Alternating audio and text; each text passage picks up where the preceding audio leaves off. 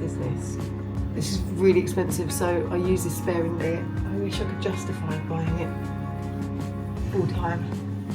Got half an hour to get ready, which shouldn't be too bad, but I've got to do my hair and iron my outfit.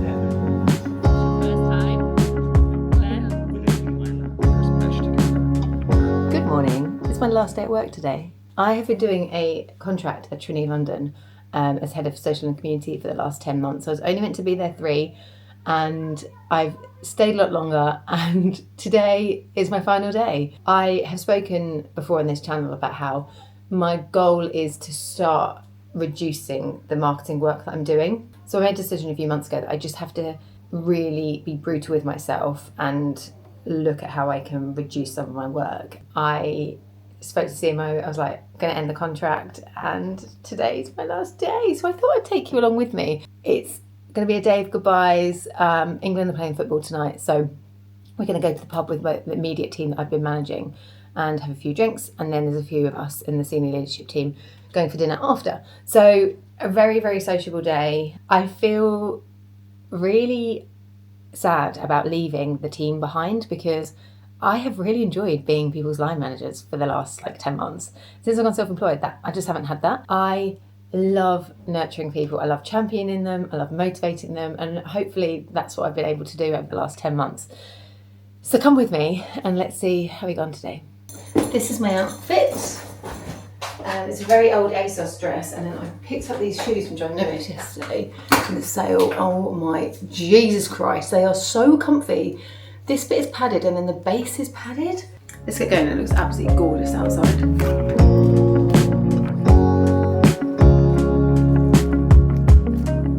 just having a one-to-one with Georgia. Should we tell them how we met? You started having a bit of a rise on TikTok. And then you made a video. Yes! Oh my god, I forgot all about Was it this. that breakup? Yeah, so basically a year ago, me and my ex broke up and started a little series called Isn't It Fun Being a Girl or something like that. And it was just all the little things that brought joy. And then I saw Lauren Spearman has Stitched you or something. Stitched me, and I was like, oh my god, what is this? I've been cancelled. And then a contract came up at Trinny, and I was just finishing up another contract, and I was like, you know what, let's jump for it. I knew Lauren was at Trinny and had sang their praises, and then got the role, and then here we are. Because I didn't interview you, No. but I saw your CV and I was like, it was brilliant. And then I was like, oh, definitely interview. And then it was only afterwards I clocked it was you. Yeah. So yeah, and see that was all off your own back. But yeah, worlds collided. So we're gonna have a one-to-one. Back to that kind of whole strategy piece.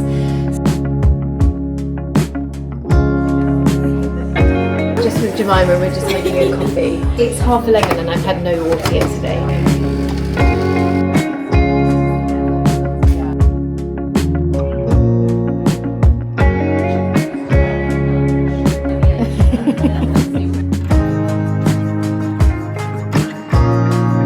Let me just show you one of the most beautiful rooms in the place. Oh, look at this. So much of the product is named after team members. Let me see who I can find. This is Nisha, who I was doing cover for. This is Wheezy, Trinny's EA. And then, yeah, look, gorgeous. Right, I've got to be on a call.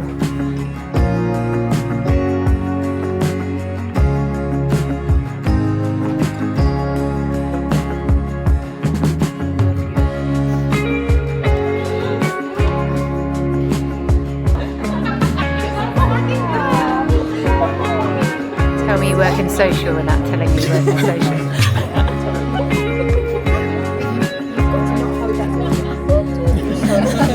Okay, I've just left drinks. That got very boozy very quickly. But I just got handed the sweetest card. But it was from someone in the team that said, the biggest thank you ever for everything over the past 10 months. Sorry it's a bit sobby, but you've inspired me so much through the way you work. You've helped me and the team feel empowered, heard, important and valued. You're such a wonderful mentor, but also an incredible person, and I feel so lucky to have worked with you, learnt from you and been supported by you. And then let's stay in touch.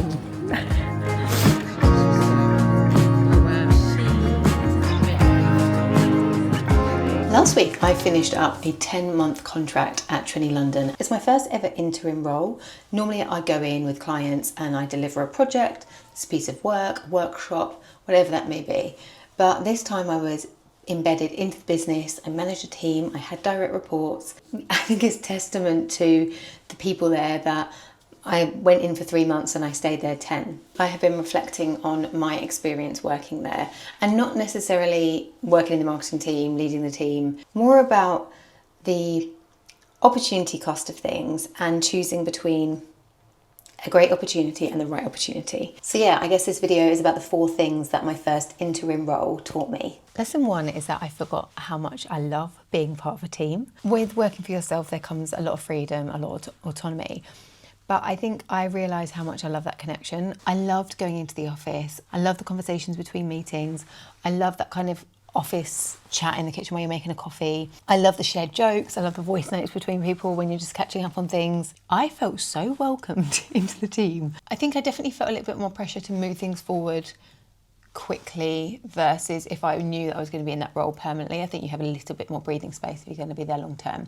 So I knew I felt like I needed to make an impact. And I guess my takeaway here is we often, when going self-employed, think a lot about freedom and flexibility and autonomy. But I think there is something quite powerful in feeling like you belong somewhere too. I think more than ever, connection to people, to colleagues, is really, really important. Next up, I think I really appreciated leading a team again.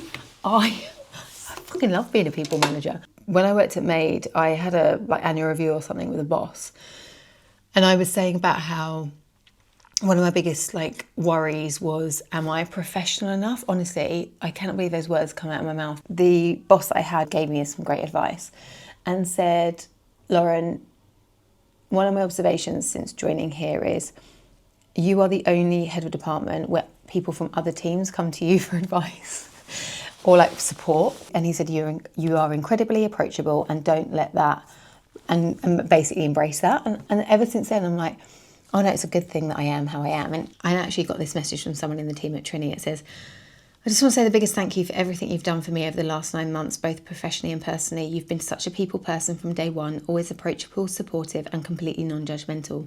You've created an environment where I've always felt comfortable coming to you, and I honestly don't think that's something you find in many managers. Those qualities are so rare, and I've genuinely appreciated them more than you probably realise. You've had such a positive impact on me, and I'm really going to miss having you around. Oh, that's oh God, it's so lovely to hear. I guess I read it out for 2 things. One, because hopefully it shows that I practice what I preach. I really, really advocate for making workplaces enjoyable and safe for people. But also, yeah, to show, I guess, if you are a manager to someone, the responsibility that you have for the welfare of your team, that's always really, really important to me. Yes, I work in social. Yes, I consult with brands, but so much of the work that I do is about how you motivate the teams and how you give them a sense of belonging to something, belonging to a mission. I mean, I'm just going to quote Maya Angelou of, people will forget what you said or what you did, but they won't forget how they made you feel. And I think as a leader in any business, that you should always be aware of that. And my third lesson is around personal brand. I think a lot of people think personal brand is about getting views on stuff, but actually I think it's about becoming known for something. And that's how I got the role that I did at Trinny. So let me explain. I got a message on LinkedIn from Michelle, who's the wonderful CMO at Trinny.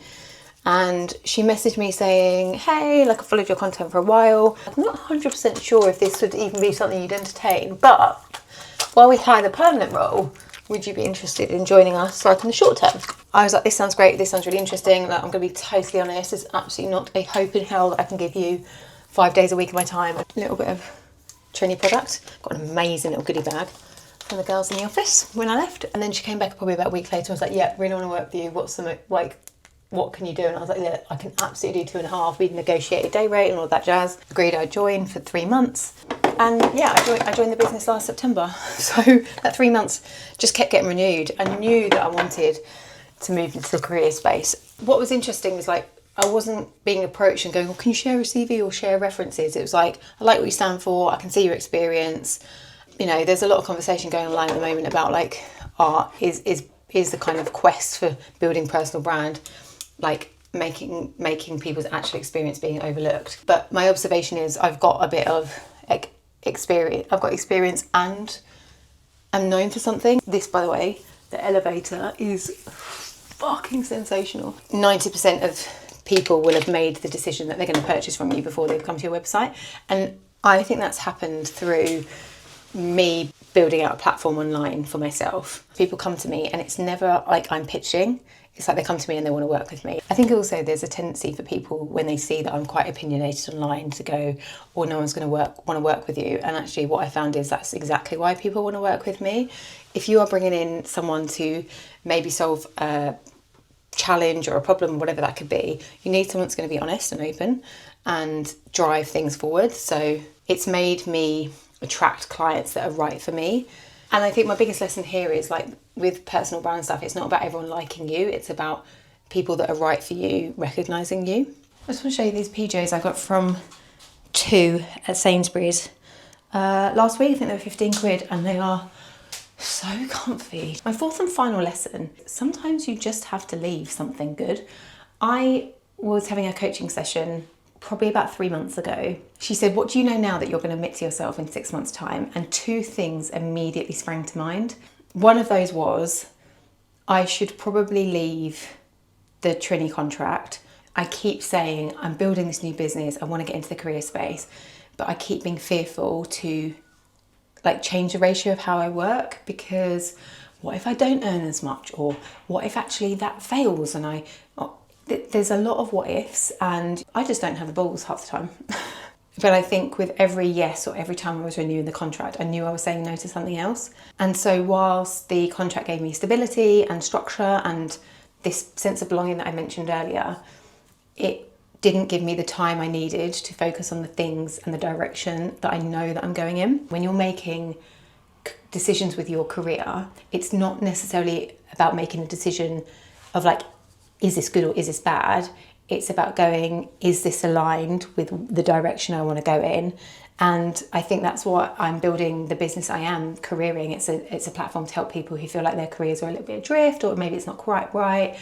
And I just felt like the more that I keep saying yes to the marketing work that I'm being approached about, the more that I am not aligning with where I want my career to go. So yeah, on reflection, I am incredibly grateful for the opportunity I had to work within that business. I'm incredibly grateful for the team. And you know what? There was a part of me that's like, this is what I need to build with my new business. I want to create somewhere where both they and I feel like we're part of something.